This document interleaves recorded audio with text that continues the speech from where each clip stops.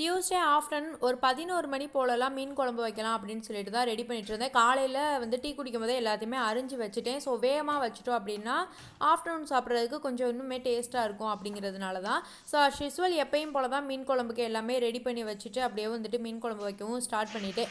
So நம்ம வந்துட்டு இப்போ மாவெல்லாம் அரைச்சோம்னா எப்படி 1 வீக்குக்கு நமக்கு எந்த தொலையுமே இல்லை, டிஃபன் வேலை என்ன பண்ணணுங்கிறதுக்கு நம்ம யோசிக்கிறதுக்கு வந்துட்டு ஒரு தேவையே கிடையாதுங்கிற மாதிரி மீன் குழம்பு வச்சாலுமே வந்துட்டு நம்மளுக்கு ஒரு 2 நாளைக்கு அந்த பிரச்சனையே இருக்காது. தோசைக்கும் சரி, இட்லிக்கும் சரி, சாதத்துக்கும் சரி, அதவே ஊற்றி ஊற்றி சாப்பிட்டே வந்துட்டு நம்மளுக்கு போயிடும். ஸோ சமைக்கிற வேலை என்னன்னு நமக்கு யோசிக்கிறதுக்கான ஒரு வேலையே இருக்காது. அது மாதிரி தான் எனக்கும் ஒரு 2 நாளைக்கு வந்து இந்த எந்த ஒரு தொல்லையுமே இருக்காது. என்ன சமைக்கலாம் அப்படிங்கிற யோசிக்கிற வேலையே இருக்காது. இதவே வச்சு நான் மேனேஜ் பண்ணிக்குவேன்.